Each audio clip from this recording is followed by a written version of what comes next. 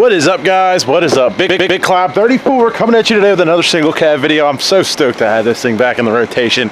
As you might have caught last week, we were having some issues with overheating, so today we're going to try and address that. We do have a new sponsor on board. The folks over at Mishimoto were so kind as to send over a transmission cooler. I got that nice transmission in there, you know, the Diesel's Unlimited unit, and we want to keep it cool because if you have a nice transmission and it's making a lot of heat, you're making a lot of passes, you want to make sure it stays at a nice cool temp. Hold up. It's almost laughable to me at this point that I thought I was going to be doing a trans cooler install and test in this video. Turns out the fate had something entirely different in mind, so what you're about to watch might just be one of the most frustrating experiences that I've had to deal with so far in owning this truck. The only way that you might be able to help make the pain subside would be by hitting that like button below. Alright, that was really corny. I'm sorry about that, but seriously, a subscription paired with a succulent click of the notification bell icon will keep you in tune with my struggle. All jokes aside, this upcoming Wednesday we will be installing and testing out this trans cooler and doing a couple of test hits, fun stuff, and Thursday a garage update is coming that I'm incredibly stoked for. We've been waiting a while on that as well, so thank you guys for joining in. Anyways, on with the struggle bus that you're about to experience in this video. Thanks for joining me, guys. Enjoy. And I'm going to try and figure out why exactly this thing has been overheating. We're going to take it in the back to the garage. I don't have to do the driveway stuff anymore. Thank the Lord. You guys know I struggled with this, especially in the winter. So excited to be able to work in the garage. Finally got an old girl out in here. We do have garage updates coming soon. Back here, it's like Christmas time.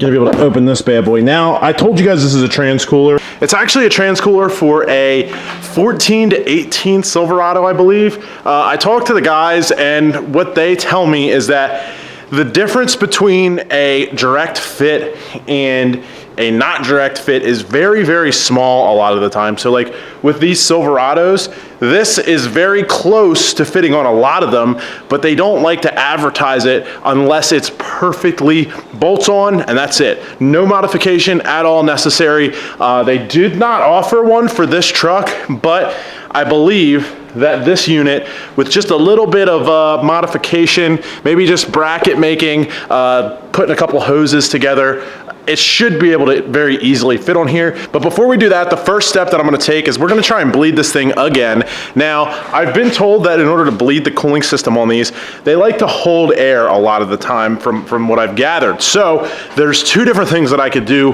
that are very simple. The first one I'm gonna do is raise the front end. Essentially, the idea is that if there's an air in the cooling system, air pocket in the cooling system, that it will raise toward the front of the truck, so that way when I bleed it, when I turn it on and it starts getting warm, the thermostat will open, it'll force the air into the reservoir and it'll just bubble out. That way I won't have an air pocket. The second option is to actually drill a little baby hole in our thermostat.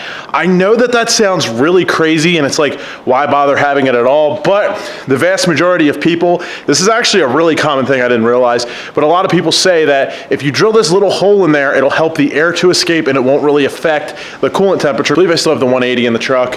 I did have a 160 in here, which I might actually not be a bad idea to go back to, but I put the 180 back in just because we were diagnosing everything and I wanted parts in here that I was 100% sure worked. The 180 was with the truck when it was factory, so I was 100% sure it was good, and it is still functioning. I gotta tell you guys, I very, very briefly mentioned this lift a second ago. Stay tuned because this is an interesting lift with an interesting story. I'm gonna do probably a 2 or 3 part video. Once this thing is hooked up and working and I can kind of get an idea of what's going on with it, we're gonna put together a pretty interesting video, right? Sure. We're gonna put a golf cart on it and watch it topple over. Bogart, what are you doing, bud? Where are you going? Go get it.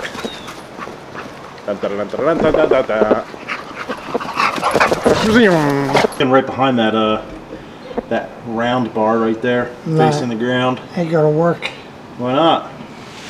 because you don't have room between the rails. Above it. Yeah, it sure be nice if we could get it up here. Don't bend the things. I'm just seeing if we could. Yeah. So that's what we come up with. Show them real quick. What? Go get it. Yeah, right. Kind of mount it at an angle. Yep.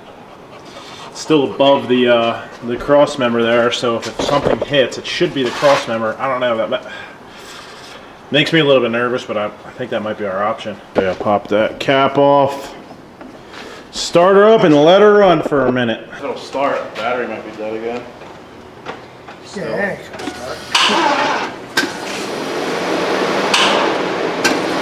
Battery still becomes dead. All right, so now that we are ready to bleed it, the damn thing won't start. The battery's charged. It's like wanting to crank, but it's not really cranking. Thinking it might have a bad starter. That was your idea, right? So, one thing after the other with this truck. Gonna go grab it, pop one in. Starters are real quick. 2 bolts in and out, boom, boom. I think this is the universe punishing me because I said basically everything was new and it found the one thing that wasn't new. And went ahead and made it new. Let's go see if it works. I keep saying I need to do a top mount, and I really need to do a top mount. just flick, I'll do it. I mean, I gotta cut the cables and everything, right? Yeah. So it's like a pain in the ass when I don't even have the truck running to go do that. I mean, I guess it would have probably saved me like hours off my bottom line here. By the number of times I pulled that battery in and out and charged it and recharged it and uncharged it. Is it all good to go? No, it's not even in. What do you mean it's not even in? I had to get it down so I could get it in.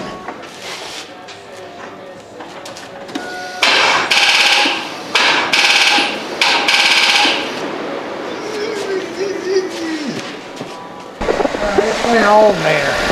It says alternator? Yeah. Does that mean you have a bad alternator or I have a bad? I can't mean I have a bad alternator. My shit's not even on. Alright, well let's just see if this works.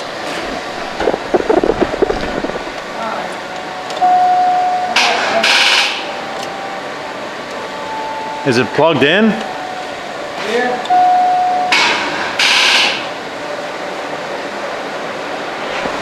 Did something get unplugged?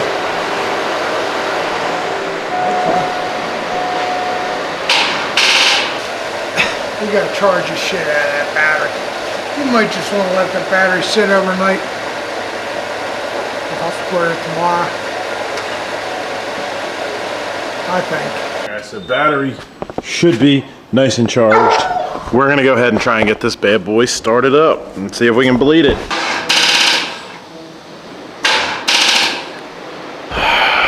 Something's not right. Something is not right.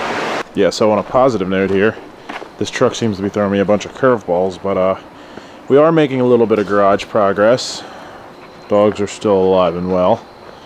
And we have our first round of conduit run in. And then we're gonna run one more, because we're gonna do, this garage gets its own panel, and we're gonna do internet out there.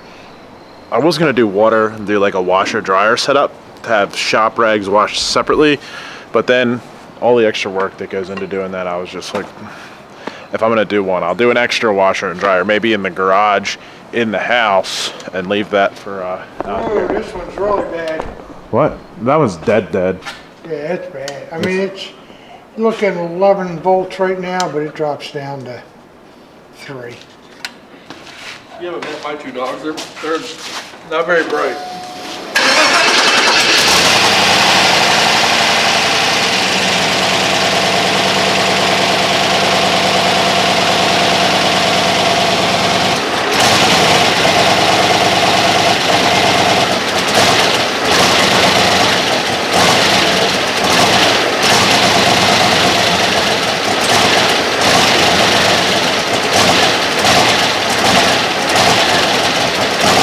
So we replaced the starter, we replaced the battery, we drove ourselves crazy trying to figure out what it was, and at the end of the day, it was the terrible side mount battery cables.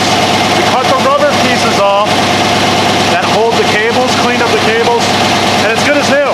So essentially, I just wasted about $350 buying new parts, and it was something really, really stupid.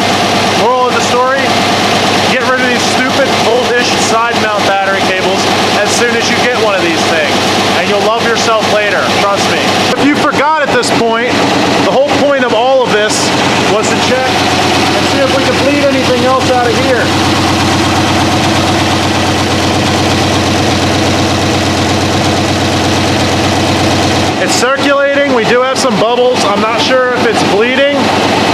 is just getting conjured up in there, and the bubbles are coming from that. Just circulating. Put a little bit of water in there, maybe. So we got some distilled water we're gonna add, just to see if we can get some bubbles out of this thing.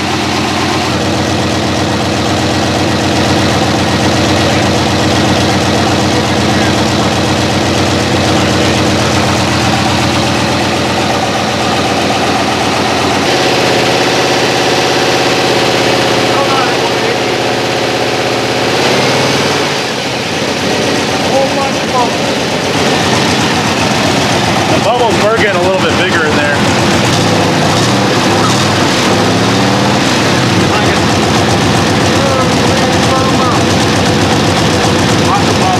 I'm gonna let this thing run for probably another 15-20 minutes. Let it sit there, let it idle, make sure it doesn't overheat. Run in here, double check on it, try not to get asphyxiated because I don't have an exhaust fan in the garage yet. And then we'll see if it overheats. If it's all good, I'm gonna get this thing back on the street again, go for another test drive, hit the track very soon. Hopefully it's done. Hopefully it's in a good state where I could just drive it and be done with it. But let's go check again, see where that temperature's at real quick.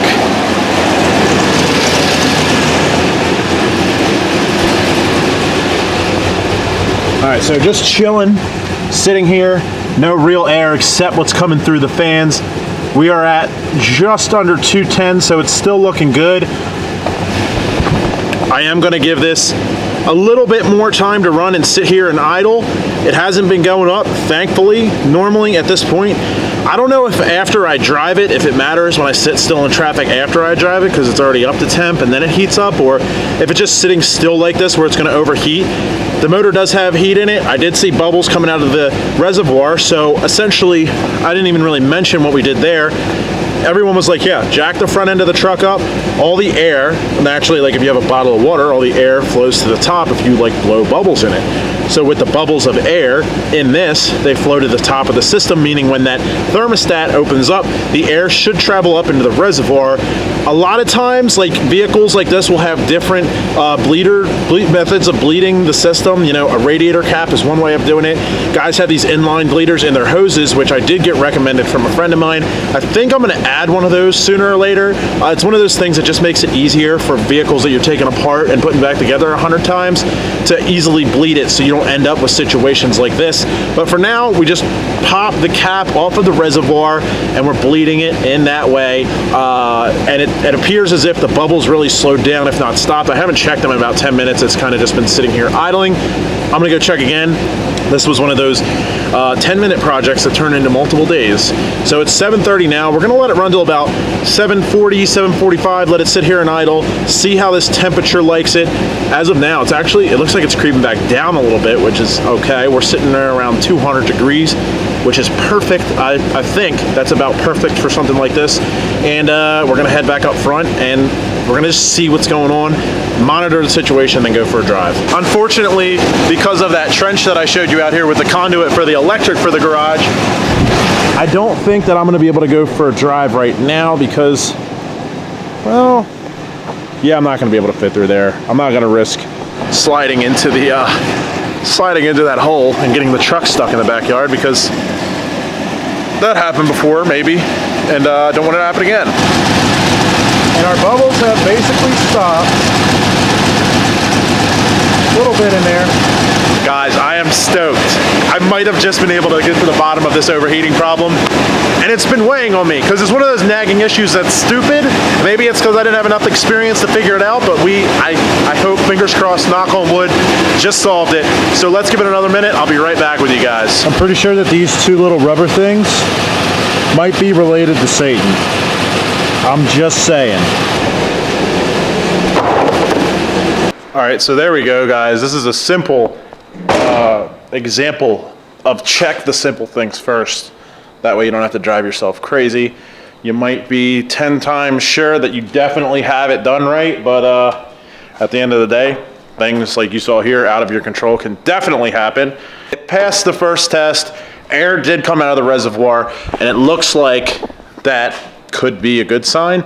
It sat here, we idled it for probably half hour, I want to say. It didn't overheat. The real test is going to be when we get this out on the street and then sitting in traffic and seeing how it likes that. In addition though, we're still hooking up. We didn't forget about this yet. This, well, that's just the box. The unit's over here somewhere.